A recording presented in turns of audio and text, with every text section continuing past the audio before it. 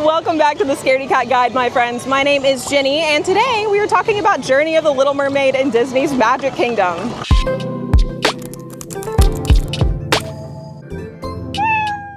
So does anyone else think that Ursula is like genuinely terrifying in this ride?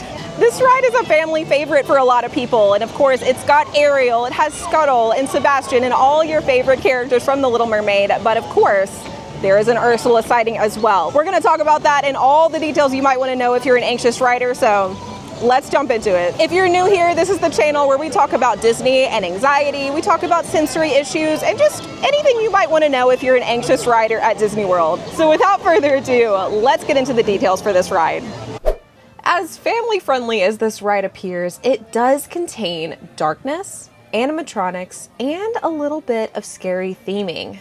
On top of that, there is some very mild spinning, we'll talk about that later, some backwards motion, and a few claustrophobic moments in the queue. Now, as a dark ride attraction, it is, of course, a little dark by nature, but this one's different from some like, say, Pirates of the Caribbean, where it's very, very dimly lit and kind of spooky in nature. This one has mostly bright scenes with a very fun, happy atmosphere. Overall, it doesn't have that spooky vibe, even though it is technically a dark ride. Now, the animatronics are definitely something to consider on this ride. There are a whopping 183 animatronics. Now, it is important to note that most of these are non-humanoid. That means that they aren't the typical Spaceship Earth Pirates of the Caribbean animatronics that look like people and that are kind of shifty and kind of spooky. No, most of these are little fishy friends, characters like Sebastian or Scuttle, who aren't actually human at all.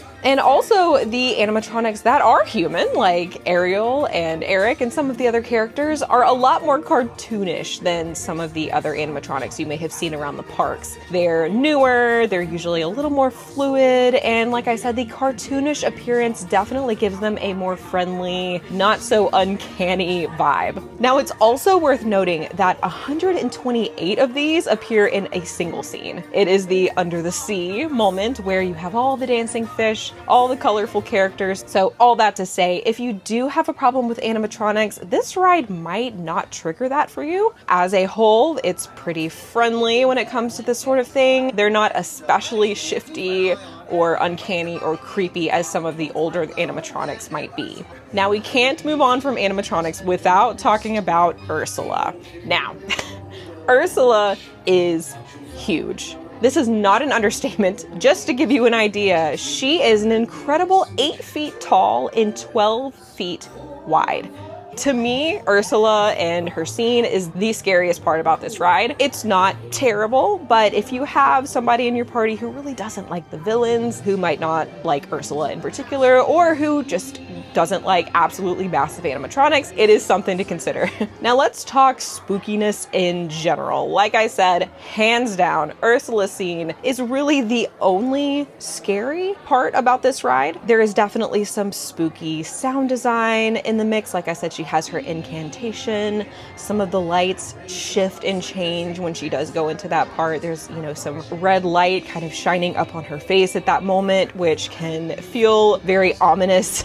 On top of that, there are also some lighting and smoke effects. They're not super imposing, but there's definitely some smoke kind of coming up around her crystal ball, which can affect some riders. And aside from that, there are some kind of background glowing eyes that are in some of the dark tunnels. Like I said, not really scary or really creepy, but if you have someone in your party who really just doesn't do spookiness at all, or doesn't like that kind of spooky villain vibe, this particular scene can be a little much for some people. Now, even though this is such a small thing, we are still going to talk about it. There is a little bit of mild spinning on this ride. And when I say spinning, I really just mean that your ride vehicle, the little clamshell that you are inside of, will turn to face the show scenes as you are going along the ride. It isn't anything like the teacups. It shouldn't make anybody dizzy, but if it's a little just off-putting to you to have your ride vehicle shift and turn a little bit, it might just be worth knowing. Now, kind of coming alongside the spinning is the backwards motion in this ride. Towards the beginning of the attraction, you do spin all the way around and proceed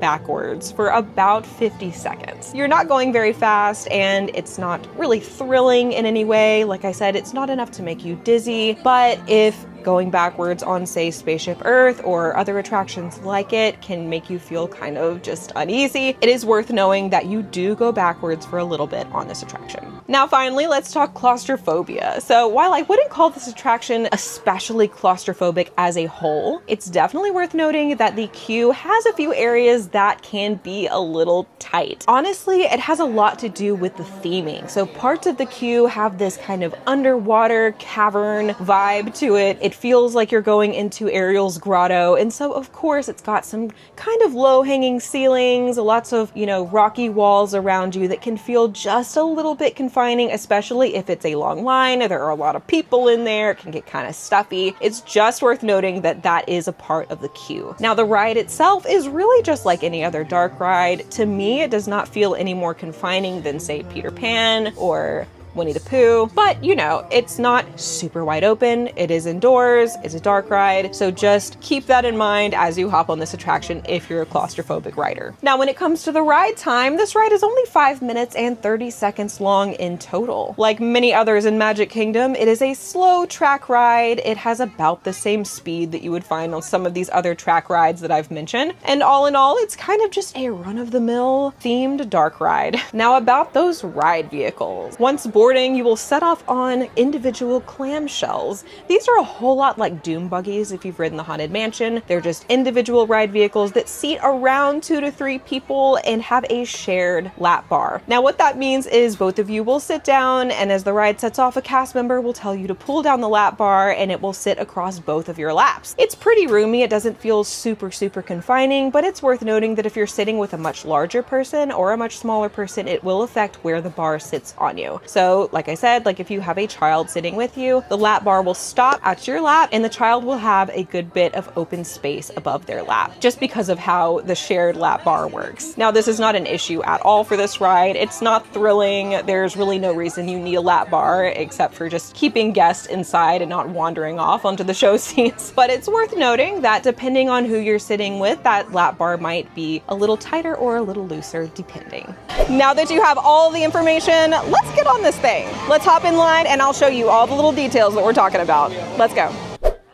You'll find the entrance to this attraction in Fantasyland, and once entering, you will stroll on through this beautifully landscaped area with the castle above you, a beautiful rocky display with waterfalls and some really cool props that make you really feel like you are really heading into the story of The Little Mermaid. So after winding through this area for a bit, you will enter a slightly more enclosed area that is that kind of claustrophobic grotto underwater cavern area that I was talking about earlier. Now, like I said, this isn't really terrible. There is definitely some natural light and some fresh air coming in around here, which is great, but the walls and ceilings can feel a little low. If this area is especially crowded, that body heat can really make things feel a little stuffy, so just something to keep in mind. After this area, you'll walk into a more enclosed room that has a cute little animatronic of Scuttle. This is probably the most enclosed part of the queue. The line snakes back and forth. There are no windows. That fresh air is minimal, but it's really not super intense or just especially claustrophobic. Just something to keep in mind, or at least know that you're going to walk through it before you go if you are a claustrophobic rider. Now, this animatronic of Scuttle is super friendly. He's funny. He will talk at you as you are waiting in line, and there's really not much else to him. After this area, you'll make your way through a rocky tunnel of sorts before coming out into this beautiful arched area that looks like you are underneath Eric's castle. There are lanterns hanging above, the ceilings are much higher in this area, and if you look above you, you'll see some really cool themed paintings on the ceiling.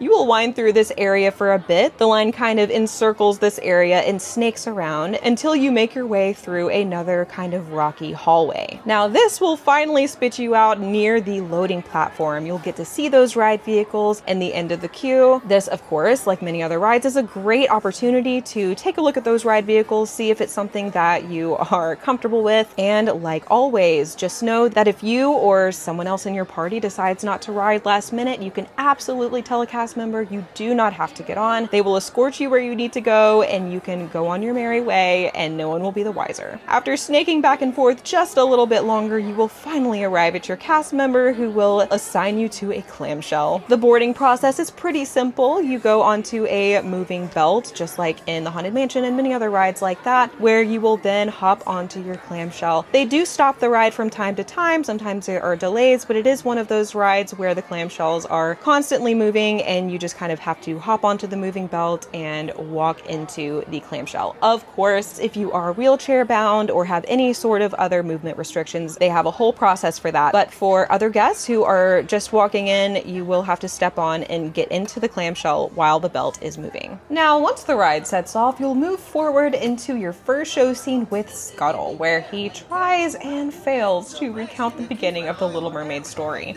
At this point, your clamshell will rotate backwards. Like I said, it's not super intense. It's just worth knowing if you don't like that sort of thing. And you will sort of recline backwards as you move into the undersea part of the ride. Now, the lighting effects are so cool here. It really makes it look like the water is rushing up and you're going underwater. And while you are reclining back, you will see Ariel for the first time before you will spin around and find our girl herself with Flounder and some of her gadgets and gizmos.